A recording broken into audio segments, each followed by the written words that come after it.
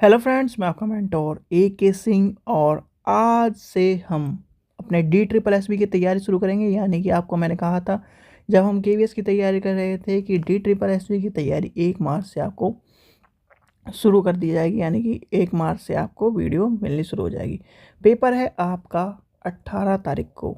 यानी कि आपका पेपर कब है? 18 तारीख को। DSSB पेपर है आपका 18 मार्च को। मतलब आप होली भी अच्छी तरह मना लेंगे और सब कुछ अच्छी तरह मना लेंगे। और 6 तारीख को आपको पता ही है KVS का पेपर है। KVS के हिसाब से मैंने पूरा सिलेबस कंप्लीट करा दिया है। यानी कि स्टेप बाय स्टेप पूरी चीज़ें कंप्लीट हो चुकी हैं। उससे आसान सिलेबस है DSSB का। यानी कम चीज़ों में ज़्यादा चीज़ नहीं दी गई है। DSSB के सिलेबस में बहुत ही कम चीज़ दी गई है। अगर आप इसे आसान शब्दों में कहें तो उसका हाफ सिलेबस है ये। यानी कि KVS और NVS का हाफ सिलेबस मान के चलिए DSSB का। और तब भी बच्चे पास नहीं कर पाते, पता नहीं क्यों। या तो तैयारी नहीं करते या फिर दूसरा रीज़न जो है वही पार्ट्स वाला पे, पार्ट 1 और पार्ट 2 अलग अलग पास होने वाला। ठीक है, चलिए उस पर हम ज़्यादा जोर नहीं देंगे। आप अपनी जनरल पेपर की तैयारी खुद ही कर रहे होंगे तो उसकी तैयारी आप खुद कर लीजिए। हमारा जो मोटिव है लाइब्रेरी का, यानी कि लाइब्रेरी की तैयारी आपको करानी है। तो लाइब्रेरी की तैयारी आज का जो टॉपिक है वो है लॉज ऑफ लाइब्रेरी साइंस। यानी कि पहली यूनिट में क्या है? यूनिट 1। तो यूनिट 1 क्या कह रही है? Library and society. ये है आज का पहली यूनिट। और पहली यूनिट में क्या पढ़ेंगे हम? पहली यूनिट में ही आपका लॉज ऑफ लाइब्रेरी साइंस। ठीक है, ये जो टॉपिक है ये चाहे आप 3rd ग्रेड की लाइब्रेरी की तैयारी कर रहे हो, यानी कलर लाइब्रेरी, जूनियर लाइब्रेरी, किसी की भी तैयारी कर रहे हो, और एक हाई लेवल की यानी कि नेट PhD तक की तैयारी कर रहे हो, तो आपको ये टॉपिक हर हालत में पढ़ना पड़ेगा। और इसके बिना आप लाइब्रेरी के लिए इंडिया में तो एप्लीकेबल हो नहीं। चाहे वो आपका छोटा पेपर हो चाहे बड़ा पेपर हो, इसके बिना आप सीधी सीधी बात ये पेपर में ये क्वेश्चन हर हालत में मिलेगा। चाहे वो कोई से भी लॉ हो, यानी 5 लॉ हैं, 5 लॉ में से कोई से ना कोई से पूछे जाएंगे। तो चलिए आज चलते हैं सबसे पहले हम कि जो 5 लॉ हैं उनके बारे में देखते हैं क्या क्या बात कही गई है। आपको पता होगा 5 लॉ किस किस के, यानी कि 5 लॉ में किस किस ने क्या क्या चीज़ें बताई गई। यानी कि 5 लॉ किसके हैं? पहले तो ये क्वेश्चन आता है कि 5 लॉज ऑफ लाइब्रेरी साइंस है किसके। ठीक है, यानी कि इसमें बोला है laws of library science. Laws of library science का मतलब कि लॉज सीधे सीधे इसने ये नहीं दिया 5 लॉज ऑफ लाइब्रेरी साइंस, इसने दे दिया लॉज ऑफ लाइब्रेरी साइंस। तो चलिए पहले चलते हैं हम। तो चलिए सबसे पहले आपको पता होना चाहिए हमारे जो लॉज हैं, यानी कि लाइब्रेरी साइंस के लॉ कितने हैं? 5 लॉ हैं। यानी कि 5 लॉज ऑफ लाइब्रेरी साइंस। ठीक है, इस चीज़ का ध्यान रखना कि 5 लॉ हैं हमारे लाइब्रेरी साइंस में। और 5 लॉ का जो शुभ आरंभ कब से माना जाता है और किसने किया है? वो है हमारे आपके सभी के, यानी कि आज जिनकी बदौलत हम लाइब्रेरी में इस फील्ड में हैं, हम लाइब्रेरी साइंस को पढ़ रहे हैं, हम लाइब्रेरी साइंस की नौकरी करने के लिए तैयार बैठे हैं, हम लाइब्रेरी साइंस की तैयारी कर रहे हैं और नौकरी के लिए एग्ज़ाम देने तैयार बैठे। वो कौन है? वो है डॉक्टर SR रंगनाथन। क्या नाम है? Doctor SR Ranganathan. Simple simple लेके चल रहा हूँ मैं। आज पहली क्लास है तो पहली क्लास में आपको एक ही क्लास मिलेगी, फिर हम चलेंगे थोड़ी तेज़ी से क्योंकि हमें सीधे सीधे करना है। मैं आपको खुद कह रहा हूँ कि मैं 18 तारीख से पहले आपका सिलेबस पूरा कंप्लीट कराऊंगा। शायद आपका 15 तक कंप्लीट करा दूँ क्योंकि ज़्यादा सिलेबस नहीं है और ये कम कम सिलेबस हैं, छोटे छोटे सिलेबस हैं। तो एक एक 5-5 6-6 मिनट के मर्ज करके सारी चीज़ें कंप्लीट करा दी जाएगी। चलिए, तो क्या है किनकी बदौलत हम लाइब्रेरी को पढ़ रहे हैं, यानी कि लाइब्रेरी को पढ़ रहे हैं, लाइब्रेरी के लिए एग्ज़ाम दे रहे हैं, तो वो है एस आर रंगनाथन। एस आर रंगनाथन जी ने ही 5 लॉज ऑफ लाइब्रेरी साइंस दिए थे, यानी कि 5 लॉज ऑफ लाइब्रेरी साइंस को दिए हैं। अब 5 लॉ क्या हैं, कोई बता सकता है 5 लॉ का क्या है? चलिए, पहले आता है इसका प्रतिपादन, कब हुआ था? इसका जो सॉरी लाइब्रेरी साइंस के जो फाउंडर, यानी कि 5 लॉज ऑफ लाइब्रेरी साइंस के कौन है? रंगनाथन है जी। और रंगनाथन जी ने क्या दिया? 5 लॉ दिए। और 5 लॉ का प्रतिपादन कब किया था उन्होंने? सबसे पहले किया था 1928 में उनका प्रकाशन हुआ था। क्या उनका प्रतिपादन प्रकाशित हुआ था, यानी कि उन्होंने पब्लिशिंग किया था। चलिए लिख भी देते हैं इसका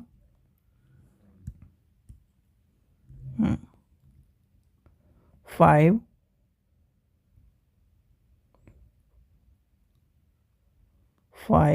लॉज ऑफ लाइब्रेरी साइंस कब हुआ पब्लिशन? अभी बताइए। प्रतिपादन उनका सन 1928 में प्रकाशित, 1928 में प्रकाशन हुआ। ठीक है। और फिर क्या बात आई? फिर आती है 5 लॉज ऑफ लाइब्रेरी साइंस इन 1931, यानी कि जो पुस्तक है किसकी? ठीक है। तो दूसरी बात आती है, ये आया कब? ये आया 1931। ये मत लिख देना, ये प्रकाशन का डेट है। और जो आया था, यानी कि जो बुक के रूप में लिखा गया है, वो है 31। ठीक है। अगर आपसे प्रकाशन पूछे तो 28, और अगर बुक के रूप में पूछे तो यानी कि 5 लॉज ऑफ लाइब्रेरी साइंस को इंग्लिश में क्या है, समझ गए? 5 लॉज ऑफ लाइब्रेरी साइंस, यानी ग्रंथालय विज्ञान के 5 सूत्र कब आए? 1931 में। ठीक है। 1931 में 5 लॉज ऑफ लाइब्रेरी साइंस आए। एक क्वेश्चन ये भी पूछा जाता है कि जो एस आर रंगनाथन जी थे वो क्या थे? वो थे मैथ गणितज्ञ। याद रखना, मैथ गणितज्ञ थे वो, यानी कि मैथमेटिक्स के प्रोफेसर थे। अब चलते हैं 5 लॉ ऑफ लाइब्रेरी साइंस को पढ़ते हैं। 5 लॉ कौन कौन से हैं? 5 लॉज ऑफ लाइब्रेरी साइंस। सबसे पहला लॉ क्या कह रहा है? बुक आर फॉर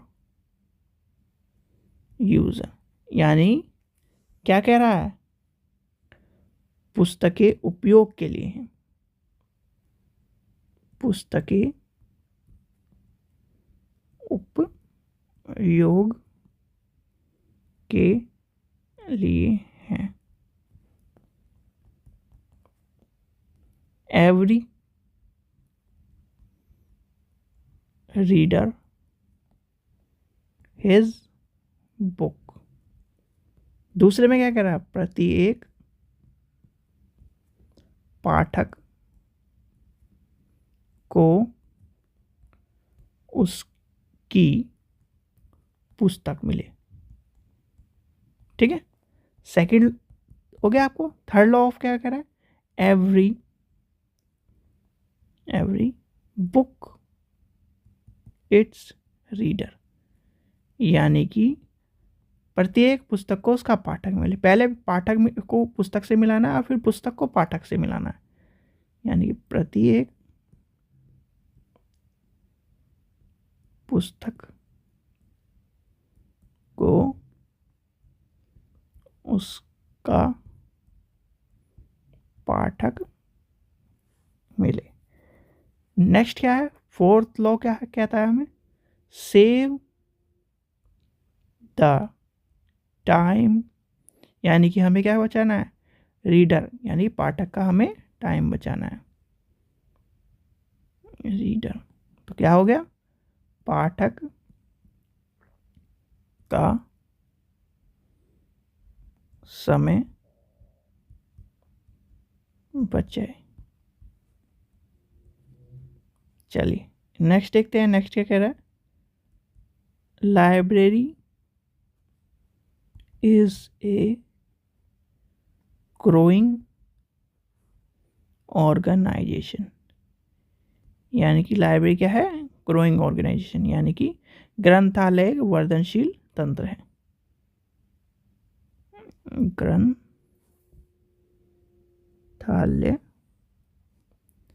एक वर्धनशील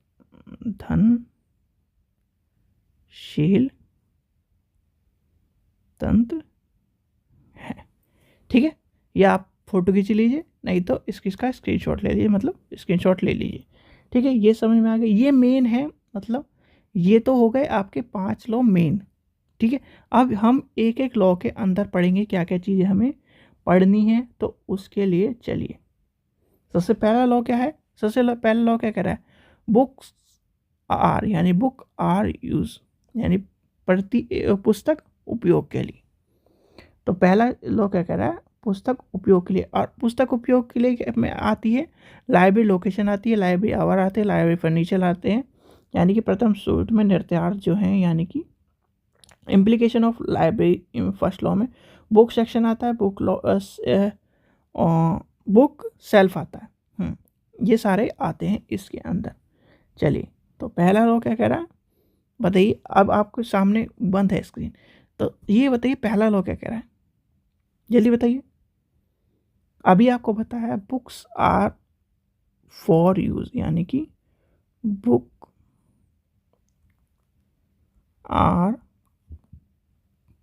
फॉर यूज, यानी कि पुस्तक के उपयोग के लिए है। तो ये क्या क्या है, फर्स्ट लो। अब इसके क्या आएंगे, यानी कि इसकी इम्प्लीकेशन क्या है, इसका मतलब ये है कि जो जितनी भी चीज़ें हैं भवनों में, पुस्तकालय भवन में जितनी भी चीज़ें हैं, चाहे वो भवन हो, ग्रंथालय का कार्य समय हो, ये सब चीज़ें कर्मचारी इसमें इंक्लूडिंग आते हैं। यानी कि पहला जो इसका प्रथम निर्धार्थ है, यानी कि इम्प्लीकेशन ऑफ फर्स्ट लॉ के बारे में अब क्या क्या आएंगे देखिए। सबसे पहला आएगा प्रथम सूत्र का निहितार्थ। ठीक है, तो इसमें कौन कौन से आएंगे, सबसे पहला आता है आपका ग्रंथालय की अवस्थी, यानी कि इसका ये कहना है कि जो पुस्तक के उपयोग के लिए, भाई आप ये मान लीजिए आपके घर में टीवी है या कंप्यूटर है, तो उपयोगी तभी तो होगा जब तक आप उसकी आपने रख दिया वो किसी घर के कोने में, और वहाँ तक जाने में आपको परेशानी दिक्कत का सामना करना पड़ता है, तो इसलिए फिर क्या आप यूज़ कर पाओगे, नहीं। तो इसलिए लाइब्रेरी की लोकेशन ऐसी होनी चाहिए जैसे हमारा दिल, भाई दिल क्या है, वो सारी चीज़ों को कोऑर्डिनेशन करके लेके चलता है, ऐसे ही आपका जो लाइब्रेरी होनी चाहिए ऐसी जगह होनी चाहिए जैसे कि ये है आपका पूरा सिटी, और सिटी के बीचों बीच होना चाहिए जहाँ पर, या फिर ऐसी जगह होना चाहिए जहाँ पर लोग बाग ज़्यादा आएँ और लाइब्रेरी को यूज़ कर सकें। नेक्स्ट है आपका, नेक्स्ट क्या है बताइए जल्दी। ये सारे मैंने पढ़ा रखे हैं, जिसने भी क्या नाम KVS की क्लास करी होगी उसे सारे पता होंगे। ग्रंथालय, अब कोई बच्चा ये कहे कि सर वहाँ तो अलग तरह पढ़ा रहे हो, यहाँ अलग तरह पढ़ा रहे हो, भाई कोई भी टीचर हो आपको अगर एक जैसा पढ़ा रहा है तो ये समझ लेना कि आपको वो टीचर बिल्कुल एज इट इज़ किताब में से उठा के वही चीज़ पढ़ा रहा है। ठीक है, चौथा तीसरा क्या है, ग्रंथालय फर्नीचर,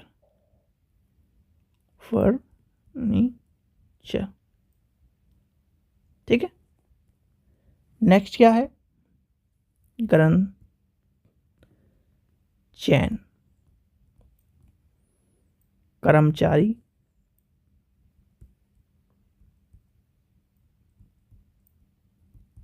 अब अगर आपको चलिए इंग्लिश में भी लिख देता हूँ, लाइब्रेरी, पहला है लोकेशन, लाइब्रेरी LOCA लोकेशन। दूसरा क्या है? Library hour. तीसरा है फर्नीचर। 1 मिनट में आपको लिख के बता दूं, फिर आपको सारी चीज़ें बताएंगे। बुक सिलेक्शन, चैन, लाइब्रेरी स्टाफ। ठीक है, ये आपके हैं फर्स्ट लॉ में। अब सबसे पहले आप लेके चलिए, यानी कि सबसे पहले आपको लोकेशन पता लगी, भाई लाइब्रेरी कहाँ होगी? अच्छी जगह होगी जहाँ पर सब आए जाएं। जिससे क्या होगा कि हमारा मतलब पहले लॉ के इस पार्ट से लेके हमारा ये जो कवर है, यानी कि लोकेशन होगी, तो हमारा जो 5वां पार्ट है, 5वां जो लॉ है, 5 लॉज ऑफ लाइब्रेरी साइंस में 5वां लॉ है, वो क्या कहता है? वर्धनशील संस्था है, तो उसे उन्नत करने के लिए तो हमें इस लोकेशन को भी डिसाइड करना हो जाएगा। यानी कि आप अगर मान लीजिए आप कोई बिजनेस चलाना चाहते हैं, तो आप बिजनेस को ऐसी जगह तो खोलेंगे जहाँ पर आपका बिजनेस अच्छी तरह चल पड़े। ठीक है, तो वही चीज़ें कह रही है। फिर है समय। समय किस तरह का होना चाहिए जिससे क्या है ना, पाठक सभी उसमें यूज़ कर सके, यानी कि पुस्तकों का उपयोग कर सके, पुस्तकों को किस तरह करना है, ये सब चीज़ें हैं। ग्रंथालय, फर्नीचर ऐसा होना चाहिए जिससे कंफर्टेबली बच्चा पढ़ सके, उसको क्या है ना दिक्कत का सामना ना करना पड़े।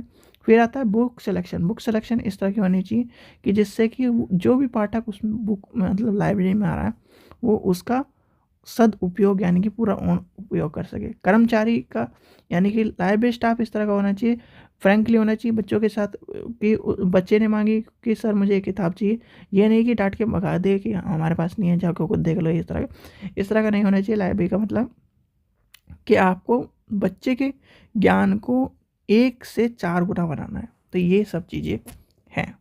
चलिए अब आते हैं second law of library science में। सेकंड लॉ क्या कह रहा है? Every reader his book. जल्दी बताइए हिंदी में क्या होगा इसका? देखिए, प्रत्येक पाठक को उसकी पुस्तक, यानी कि प्रत्येक पाठक को उसकी पुस्तक मिले। और पुस्तक कैसे मिलेगी बताइए? जब उसके सारी चीज़ें, यानी कि आपका पाठक मान लीजिए कोई यूपीएससी की तैयारी कर रहा है, ठीक है, यूपीएससी का सिलेबस आपको पता ही है, सबको पता है भाई, प्री है, मेन है, इंटरव्यू है। ठीक है, प्री में सब ज़्यादातर करंट आता है, अगर देखी जाए तो पूरा पूरा करंट ही आता है। वो कहने की बात है, हिस्ट्री ज्योग्राफी सब चीज़ें आती है, क्योंकि वो इंटरकनेक्टेड रहता है कि उस पार्ट को लेके। जैसे मान लीजिए हड़प्पा साइट पे आज कोई खोज हो जाए तो वो पूछेगा हड़प्पा साइट इतने पे कौन सी वर्तमान में कौन सी खोज हुई, जिससे हम पुरानी चीज़ों को लेके चलते हैं। मतलब पुराना भी ले लेना है, भी इंटरकनेक्टेड रहता है क्वेश्चन। अब फिर आता है मेन। ठीक है, मेन में क्या है? 2 सब्जेक्ट मतलब सब्जेक्ट के 2 पेपर, एक निबंध का पेपर, 4 जनरल पेपर। ठीक है, हिंदी और इंग्लिश ये पेपर होते हैं। कितने हो गए पेपर? 9 पेपर हो गए। तो इस तरह से उनकी तैयारी, फिर इंटरव्यू। तो यानी पाठक को क्या चाहिए? प्रत्येक पाठक को उसकी पुस्तक मिले। अब इस बच्चे को, इसका ऑप्शनल है, मान लीजिए पॉलिटिकल साइंस है, अब इसको सारी किताबें मिलनी चाहिए कि नहीं मिलनी, जिससे वह अपनी तैयारी कर सके। ये सब चीज़ें होती है, प्रत्येक पाठक को उसकी पुस्तक मिले, ये कहना है लाइब्रेरी का। चलिए, तो इसके क्या है?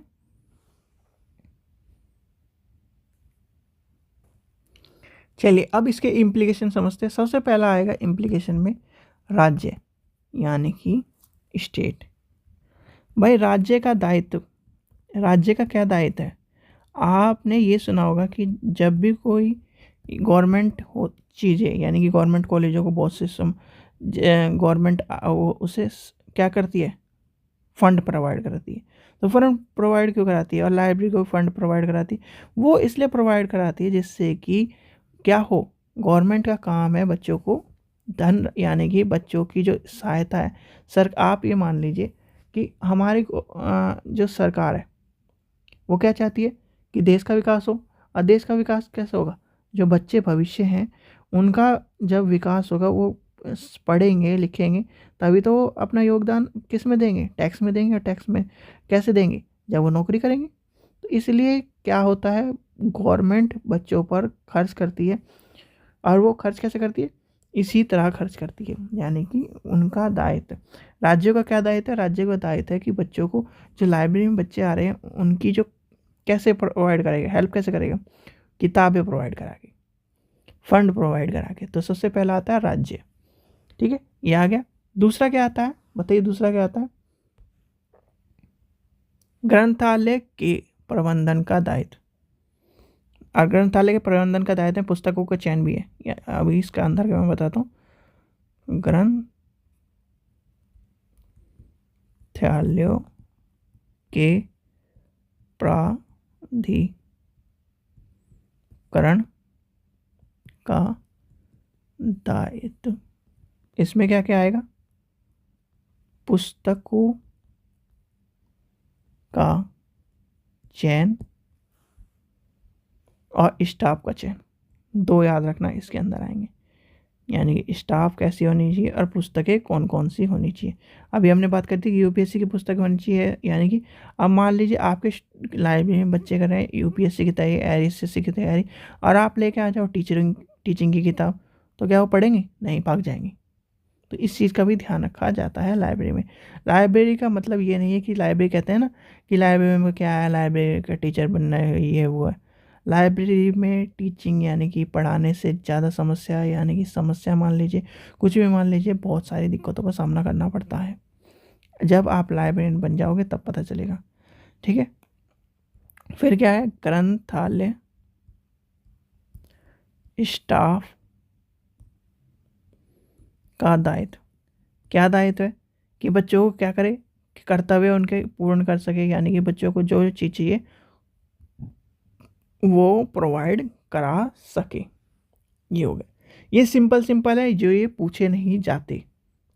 अब मैं आपको ये भी बता दूं, पाठक को का दायित्व, ये एक बार पूछा गया था इसलिए ध्यान रखना। पाठकों का दायित्व है, second law of library science. पाठकों का क्या दायित्व है, पाठकों का दायित्व है कि अपने जो जहाँ वो बैठ रहे हैं, यानी कि जहाँ से वो किताब ले रहे हैं, आपने किताब ली, बहुत से बच्चे इस तरह के होते हैं, किताब ली उसका बीच का पन्ना फाड़ के ले जाते हैं कि ये इंपॉर्टेंट है, फाड़ के ले गए। तो पाठक का भी दायित्व है कि अपनी लाइब्रेरी को, जिस तरह आप अपने घर को सुरक्षित रखते हैं, उनकी चीज़ों को सुरक्षित रखते हैं, वैसे ही आपका दायित्व है कि लाइब्रेरी में भी सुरक्षित रखें। चलिए अब आते हैं हम किस पे, अपने next law of third law of library science पे। थर्ड लॉ क्या कह रहा है भाई, पहले हम पुस्तक कर दी, फिर आता है प्रत्येक पुस्तक को उसका पाठक मिला दिया जाता है, यानी कि पुस्तकों को उसका पाठक, यानी कि बताइए क्या होगा इंग्लिश में, एवरी बुक इट्स रीडर, ठीक है, ये आ गया। अब इसमें क्या आएगा, मुक्त प्रवेश, यानी कि सबसे पहला आएगा मुक्त प्रवेश, यानी कि ओपन एक्सेस। दूसरा क्या आएगा, निधानी या शेल्फ की व्यवस्था। अब ये नहीं कि आप अलमारी में किताब भर के रख दो और लॉक लगा के रख दो, वो नहीं कहा गया। आसानी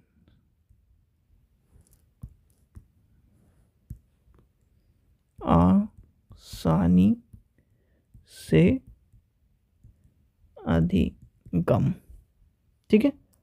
फिर क्या आएगा, अब एक्सप्लेन करेंगे हम, ग्रंथालय परिसूची। ये ग्रंथालय परिसूची क्या होती है बताइए, कुछ पता है किसी को, ग्रंथालय परिसूची क्या होती है, पुस्तकों का प्रदर्शन, ठीक है। ये आपके आ गए। मैंने क्या पूछा था, चौथा पूछा था आपसे ग्रंथालय परिसूची, कोई बता सकता है? कैटलॉग। एक नाम क्या है? कैटलॉग। यही वो चीज़ है जिसे हम कैटलॉग कार्ड भी कहते हैं। चलिए, अब आता है मुक्त प्रवेश। सबसे पहला आता है मुक्त प्रवेश यानी कि ओपन एक्सेस। ओपन एक्सेस का मतलब ये है कि आप किसी भी लाइब्रेरी में, यानी कि ओपन एक्सेस का मतलब एक तरह से ये है कि पाबंदी ना हो कि हाँ नहीं जाना, वो नहीं जाना, ये नहीं करना, वो नहीं करना। लाइब्रेरी का मतलब ये है कि बच्चा अपने स्वेच्छा से, चाहे आप क्लास में हो, क्लास टीचर भी अगर आप हो, तो आपको स्वेच्छा से बच्चे को स्वतंत्र रखना चाहिए। ये नहीं कि बच्चा मिसबिहेव करे क्लासरूम में, वो नहीं होता है। कि और लाइब्रेरी में क्या है कि आप कहीं भी जाके एक्सेस कर सको किताब को। अगर आपको लाइब्रेरी के कोने में बैठ के पढ़ना है तो वहाँ पर बैठ के आप पढ़ सको, बस सीट खाली होनी चाहिए। ठीक है। लाइब्रेरी में ये नहीं कि आपको ये किताब नहीं दी जाएगी, सिर्फ रेफरेंस को छोड़कर। ठीक है। रेफरेंस की किताबें आपको पता है कि दी नहीं जाती, पढ़ने के लिए दी जाती है, पर वैसे नहीं दी जाती। तो इसका मतलब यह है कि मुफ्त प्रवेश का मतलब यह है कि आपको कोई भी रोक टोक ना हो। आपका लाइब्रेरी का दायित्व है कि आपका ज्ञान को बढ़ावा देना। ठीक है। फिर आते हैं निदान या सेल्फ व्यवस्था। सेल्फ व्यवस्था का मतलब यह है कि ओपन होनी चाहिए सेल्फ, यानी कि आपने देखा होगा कि इस तरह से या तो वो शीशे वाली होंगी या फिर सेल्फ लगी होंगी, उसमें किताबें इस तरह लगी होंगी कि आप उठाए किताब वहाँ पढ़ी और फिर वहीं जाके रख दी, वो होगा। आसानी से अधिगम, यानी कि आसानी से क्या हो? अधिगम। जो अभी मैंने बताया फिर कि अधिगम हो सकता है कि आप आसानी से अधिगम कर लो, कि आपको ज्ञान की प्राप्ति हो जाए। ग्रंथालय सूची यानी कैटलॉग होना चाहिए। कैटलॉग भी किस लिए करता है? थर्ड लॉ में कैटलॉग का क्या मतलब है? भाई कैटलॉग का ये मतलब है कि जिससे क्या हो, पुस्तकों को प्राप्त करने में मदद मिल सके। भाई आपको मान लीजिए 5 लॉज ऑफ लाइब्रेरी साइंस की किताब ढूंढनी, बहुत ढूंढ ली, आपको नहीं मिल रही, नंबर से ढूंढनी है कि उसका नंबर क्या है भी कि नहीं है, तो लाइब्रेरियन ने कह दिया कि आप कैटलॉग कार्ड में जाके देख लीजिए या कैटलॉग में देख लीजिए। तो आप देख रहे हैं कि हाँ ये नंबर है, लाइब्रेरियन ने नंबर देख लिया कि हाँ ये नंबर है, और उसमें आपने उसने कंप्यूटर में एंट्री करके देखा कि हाँ ये किताब किसी ने इशू तो नहीं करा रखी। अगर इशू करा रखी है तो वो मना कर देगा। तो उसने देखा कि इशू हो रही है, तो वो कह देगा कि ये इशू हो रही है, तो वो उसका कैटलॉग का ये होता है। अब क्या है? फिर है प्रचार। प्रचार क्या है? पब्लिसिटी। पब्लिसिटी का क्या मतलब होता है? पब्लिसिटी का मतलब ये है जो लाइब्रेरी बुलेटिन्स है, मैगजीन है, प्रिंटेड कैटलॉग्स है, सब्जेक्ट बुक लिस्ट है, लिस्ट ऑफ लेटेस्ट जो चीज़ें हैं, पावरफुल टेक्निक्स हैं, ये सब चीज़ें क्या होती हैं? Finding every book reader. ये सब चीज़ें किस में आती हैं? पुस्तकों को जो इन सब चीज़ों में डाला जाता है। प्रचार क्या है? जो देखिए वार्षिक रिपोर्ट, इंग्लिश में बता दी थी मैंने। वार्षिक रिपोर्ट क्या है हिंदी में? वार्षिक रिपोर्ट, पत्रिका, मुद्रित विषय वस्तु पुस्तिका, ये सब चीज़ें कैटलॉग वेटलॉग क्या होती है? शक्तिशाली माध्यम है जो पाठकों को ध्यान के प्रति पुस्तकों को आकर्षण का केंद्र माना जाता है, यानी कि प्रचार का केंद्र माना जाता है। आपने देखा होगा कि जो बड़ी बड़ी दुकानें होती हैं, बड़े बड़े शोरूम होते हैं, उसमें बाहर साड़ियाँ लगी रहती हैं। क्यों लगी रहती है? कि आपको जिससे आकर्षण का करे। सूट जैसे आप मान लीजिए जीन्स शर्ट पहनते हैं या फिर ट्राउज़र या पैंट पहनते हैं, तो बाहर अच्छे से लुक वाला एक पुतले को वो कपड़े पहना के रख देंगे। क्यों रख देंगे? क्योंकि जिससे आप उसके अंदर जाकर उस तरह की डिमांड कर सको कि मुझे इस तरह की साड़ी दिखाओ, या मुझसे उस तरह की शर्ट दिखाओ, मुझे इस तरह की पैंट दिखाओ। ये है प्रदर्शनी। ऐसी लाइब्रेरी में क्या होती है? प्रदर्शनी।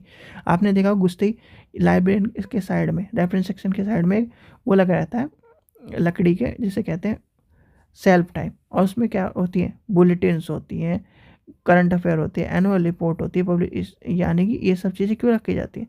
जैसे कि आकर्षण का केंद्र है कि हाँ यार लाइब्रेरी में ये भी आती है, ये मंथली मैगजीन भी आती है, करंट अफेयर भी आता है, चलो यही लाइब्रेरी ज्वाइन करेंगे। इस तरह की चीज़ें इसलिए रखी जाती है पब्लिक लाइब्रेरी में। पुस्तकालय पर क्या है? फिर आता है पुस्तकालय प्रदर्शन यानी डिस्प्ले ऑफ बुक। डिस्प्ले क्या है? इंश्योर ऑफ द, ये सब चीज़ें आ जाएंगी फाइंडिंग ऑफ द बुक। ठीक है। चलिए, अब है हमारा fourth law of library science.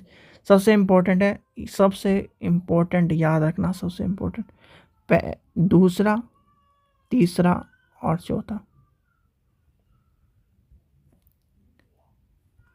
Save the time reader, यानी कि क्या करता है, पाठक का समय बचाए। तो ये क्या कह रहा है, पाठक का समय बचाए। अब पाठक का समय किस लिए इंपॉर्टेंट है, तो चौथा लगा बताता है आपको, यानी देखिए पाठक का समय, जो भी लाइब्रेरी, देखिए कहने को तो पाठक का समय है, पर इस लाइब्रेरी की इस लॉ में, यानी कि फोर्थ लॉ में, ठीक है, फोर्थ लॉ में पाठक के साथ लाइब्रेरियन का, सॉरी लाइब्रेरियन का, स्टूडेंट का यानी कि पाठक का, ये सारे जो हैं इनका समय इस लॉ पर डिपेंड करता है। यानी कि फोर्थ लॉ में सबका समय डिपेंड करता है। अगर लाइब्रेरी टाइम पर नहीं खुलेगी तो क्या होगा, पाठक समय पर नहीं आ पाएगा, लाइब्रेरियन समय पर नहीं आएगा तो पाठक का समय बर्बाद होगा। तो यानी कि सबका समय क्या करता है, चौथा लॉ जो होता है fourth law of library science, क्या करता है, इस चीज़ के बारे में बताता है। चलिए अब इसका निर्धारक देख लेते हैं, यानी कि इसके क्या इम्प्लीकेशन देख लेते हैं। तो सबसे पहला क्या आता है, वर्गीकृत व्यवस्थापन, यानी कि वर्गीकृत व्यवस्थापना। दूसरा क्या कह रहा है, प्रचुर की प्रविष्टि। चलिए पहला क्या है, क्लासिफिकेशन अरेंजमेंट। इसमें क्या होता है भाई, आपकी जो बुक है, यानी कि इसमें क्या है, अगर आपको समझ में नहीं आया चलिए मैं लिख भी देता हूँ, क्लासिफाइड अरेंजमेंट,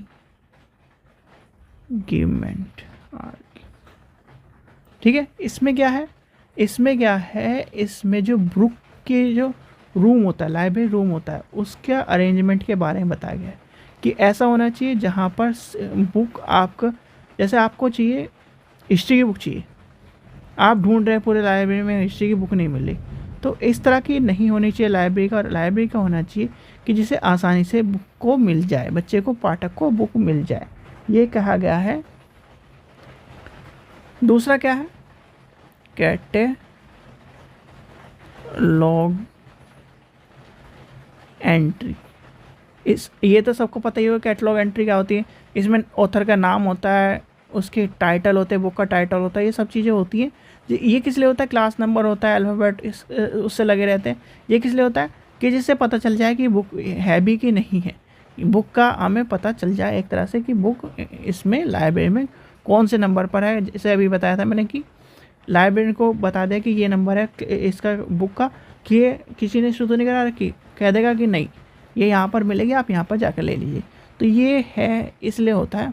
फिर आता है वही ओपन एक्सेस दोनों जगह है। ओपन एक्सेस का मतलब ये कि एक्सेस, जैसे ये है लाइब्रेरी की सेल, और आपने देखा होगा बहुत सी तो इस तरह की होती है जिसमें शीशा लगा रहता है और ऊपर खुली रहती है, बहुत सी इस तरह की होती है सेल्फ होती है, बस यहाँ पर बुक रखी रहती है। ओपन एक्सेस का वो वाला मतलब है मुक्त प्रवेश, यानी कि। फिर आता है रेफरेंस सेक्शन का अलाउ होना चाहिए बच्चों को, कि बहुत सी लाइब्रेरी में रेफरेंस सेक्शन को अलाउ नहीं करा जाता, उससे क्या होता है, दिक्कत का सामना करना पड़ता है और समय की होती है दिक्कत। रेफरेंस सेक्शन भले ही आप किसी को इशू ना करो, पर बच्चे को पढ़ने के लिए दिया जाना चाहिए, जिससे कि बच्चा क्या कर सके, अपने ज्ञान का इजाफा कर सके। फिर आता है पुस्तकों का आदान प्रदान की विधि। पुस्तकों का आदान प्रदान की विधि जो होती है वो इस तरह की होनी चाहिए, पुस्तकों के आदान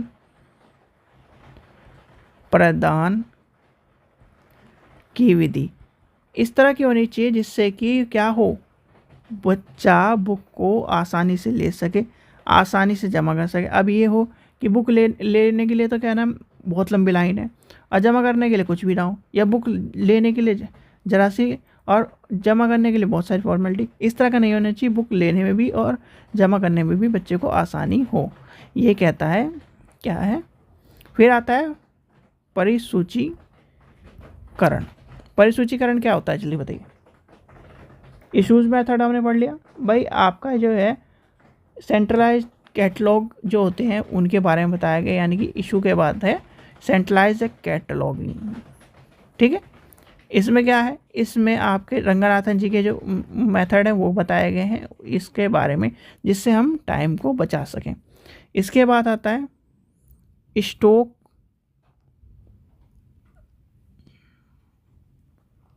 रूम गाइड्स। ये ज़्यादातर पूछा नहीं जाता, वैसे भी हम इसे लेके नहीं चलते क्योंकि ये इतना इम्पोर्टेंट नहीं है।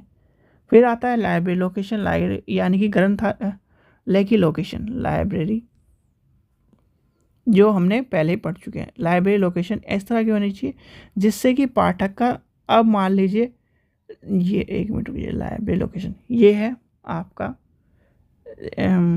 मान लीजिए मेरठ है, मेरठ को लेके चलते हैं हम। अब मेरठ में सारे कॉलेज हैं, आपको बताइए बेगमपुर के आसपास है सारे कॉलेज, या फिर आप जहाँ भी हो आप, मैं मेरठ का लेके चल रहा हूँ क्योंकि मैं ज़्यादातर आसपास में ही देखा है मैंने उसको। तो उसके आसपास में सारे कॉलेज हैं, यानी कि बेगमपुर के आसपास सारे कॉलेज हैं, इस तरह कुछ चीज़ मिलते हैं। अब यहीं आपने लाइब्रेरी खोल दी तो यहाँ पर ज़्यादा बच्चे पढ़ने के बाद आ जाएंगे, यानी कि कॉलेज ख़त्म हुआ, वह लाइब्रेरी में चले गए पढ़ने। अब अगर लाइब्रेरी हो गई मान लीजिए परतापुर पे हो गई, तो ये जो बच्चा है यहाँ पर 10 कॉलेज हैं, 20 कॉलेज हैं, 20 कॉलेज जो यहाँ के बच्चे हैं वो परतापुर तक जाने के लिए हिचकिचाएंगे, नहीं जाएंगे, पढ़ेंगे नहीं, उनका लॉस हो गया। तो ये सब चीज़ें भी डिसाइड करनी होती है एक लाइब्रेरी को, यानी कि जब लाइब्रेरी मैनेजमेंट की टीम लाइब्रेरी बनाती है। चलिए लास्ट हमारा बचा है क्या, पांचवा लॉ। और पांचवा लॉ क्या कहता है, ग्रंथालय एक वर्धनशील तंत्र है। क्या है, वर्धनशील तंत्र है, यानी कि library is a growing organisation. ठीक है, अब इसमें क्या आएगा, आकार की वृद्धि, ग्रंथ भवन। देखिए सबसे पहला आता है इसका निरर्थार्थ, आकार में वृद्धि। आप कोई भी बिजनेस कर रहे हो, लाइब्रेरी बिजनेस ही मान के चलिए, पब्लिक लाइब्रेरी, ठीक है। ग्रंथालय भवन ये है आकार। अब आपने मान लीजिए 100 गज में पब्लिक लाइब्रेरी ऑन करी, ठीक है, मान के चलते हैं। आप उसको बढ़ाओगे, इसका ग्राफ विकास का इस तरह लेके चलोगे या इस तरह लेके चलोगे, इस तरह लेके चलोगे कि नहीं, पहले 100 गज में थी, फिर उसको डबल करा 200 गज में लेके चले गए, यानी कि उसका आकार में हमें वृद्धि करनी है। यहाँ आपने 10,000 किताब रखी थी, यहाँ पर 30,000 किताब कर दी। यहाँ पर आपके स्टूडेंट आते थे 500, यहाँ पर आ रहे हैं 1500। तो इस तरह से हमें बढ़ाना है, ये कह रहा है आकार में वृद्धि। आकार में वृद्धि दोनों तरह से, यानी कि भवन का भी आकार में वृद्धि होगी और किसकी, बच्चों की भी आकार में वृद्धि होगी। फिर आता है ग्रंथालय भवन। ग्रंथालय भवन का क्या है, देखिए ग्रंथालय भवन आपको पता ही है कि उसमें सारी एक चीज़ें होंगी। ग्रंथालय भवन में एक रीडिंग रूम भी होगा, स्टॉक सेक्शन भी होगा। आपने देखा होगा कि एक रीडिंग रूम होता है, एक होता है जहाँ पर किताब रखी जाती है, ठीक है, यानी कि बुक रूम, जिसे बुक रूम भी कहते हैं। और बुक रूम को क्या कहते हैं, स्टॉक एरिया। ये भी ध्यान रखना, स्टॉक एरिया, ग्रंथघर यानी कि ग्रंथघर क्षेत्र, परिचालन क्षेत्र किसे कहते हैं, चलिए बताइए। रीडिंग रूम यानी कि 3 चीज़ होंगे। देखिए एक जगह तो लाइब्रेरियन बैठेगा, उसके साइड में क्या होगी, रेफरेंस सेक्शन होगा, ये सब चीज़ें होंगी। एक जगह सारी किताबें का रूम होगा और एक जगह होगा रीडिंग रूम, यानी कि पूरा रीडिंग रूम। ये 3 सेक्शन होंगे, इसका मतलब है ग्रंथालय भवन के होना चाहिए। फिर आता है पाठकों में वृद्धि। पाठकों में वृद्धि क्या हो गई, इसका मतलब है ग्रोथ का मतलब यही है कि पाठकों की वृद्धि करनी है। ये नहीं कि आज 50 है तो कल क्या नाम 40 हो गए, फिर 30 हो गए। घटाना नहीं, हमें बढ़ाना है। इसका 5वें लॉ का मतलब यही है, सब कुछ बढ़ाना है, स्टाफ को भी बढ़ाना है। कि भाई आप मान लीजिए 1000 बच्चे आ रहे हैं आपकी लाइब्रेरी में, स्टाफ है 50, तो क्या वो संभाल पाएंगे? नहीं संभाल पाएंगे। उसको वृद्धि करनी, यानी कि कल को 2000 हो गए तो 50 पे चल जाएगा? नहीं चल पाएगा। इसलिए बड़ी मुश्किल से चल रहा है। तो ये सब चीज़ें ध्यान रखना, यानी कि स्टाफ की ये आते हैं। ये हो गया आपका पूरा 5 लॉज ऑफ लाइब्रेरी साइंस, यानी कि लॉज ऑफ लाइब्रेरी साइंस ये है भाई। सीधे सीधे याद रखना, 5 लॉ में क्या करना है? सबको बढ़ा देना है, ग्रोथ करनी है। पहले लॉ में क्या है बताइए? दूसरा और तीसरा, चलो दूसरा और तीसरा बता दो।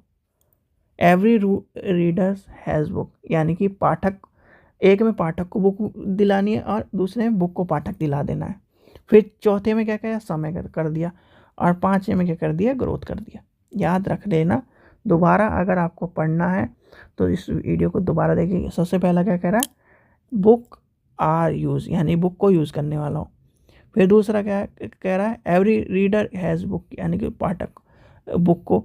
और फिर कह रहा है बुक को पाठक मिल जाए। पहले पाठक को बुक मिले, बुक को पाठक मिले, फिर समय बचे, समय के साथ फिर उसके क्या ना हो ग्रोथ बढ़ जाए।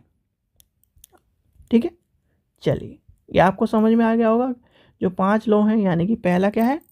पुस्तकों का उपयोग हो, फिर पाठक को उसकी पुस्तक मिल जाए, यानी कि आपको क्या करना है? आपकी ये है, देखिए सीधे सीधे ये है KVS या DSSB की जॉब है। इससे समझिए आप। तो पहला क्या है? इसका उपयोग करना है हमें।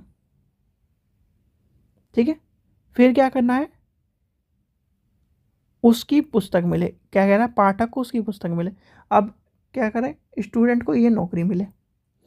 फिर नौकरी जो है वो स्टूडेंट को मिल जाए, यानी कि पहले में क्या करना है? पाठक को पुस्तक मिले, मतलब जो स्टूडेंट है, स्टूडेंट को जॉब मिल जाए। फिर जॉब मिल गई, फिर स्टूडेंट फिर क्या करा? पुस्तक को पाठक मिले, यानी कि जॉब को फिर स्टूडेंट मिले। फिर क्या करा? फिर इन दोनों का समय बचे। फिर क्या कह रहा है? वर्धनशील, यानी कि ग्रोथ के बारे में बात कर रहा है। ये है आपका लॉज ऑफ लाइब्रेरी साइंस, जो आपका DSSB का पहला टॉपिक था। आज मैंने सिर्फ एक ही टॉपिक कराया। क्यों कराया? क्योंकि आज से क्लास शुरू हो रही है DSSB की। आपका सिलेबस पहले दिन ही, आप इतने परेशान मत हो। ये भी कम से कम 45 मिनट की वीडियो बन गई होगी, तो क्योंकि ये सबसे बड़ा टॉपिक था और समझाना भी मुश्किल ही है। क्योंकि ये जो टॉपिक है ना, अगर आप जितना पढ़ोगे उतना कम है। क्यों कम है? क्योंकि इसके एग्जाम्पल भी बहुत सारे हैं और आपको समझना भी ज़रूरी है। इससे क्वेश्चन आपको मिलेंगे ही मिलेंगे। 5 से 10 क्वेश्चन आते हैं इस पर। कैसे? और वो भी घुमा फिरा के। याद रखना। ठीक है बच्चों, चलिए आशा करता हूँ आपको वीडियो पसंद आई। वीडियो पसंद आई तो लाइक करें, चैनल को सब्सक्राइब कर लें, जिससे आपको इस तरह की वीडियो मिलती रहे और आपका सिलेबस पूरा टॉपिक वाइज कवर हो जाए। DSSB का 18 तारीख को एग्ज़ाम है, 18 तारीख से पहले आपका सिलेबस कवर हो जाए। ठीक है बच्चों, थैंक यू।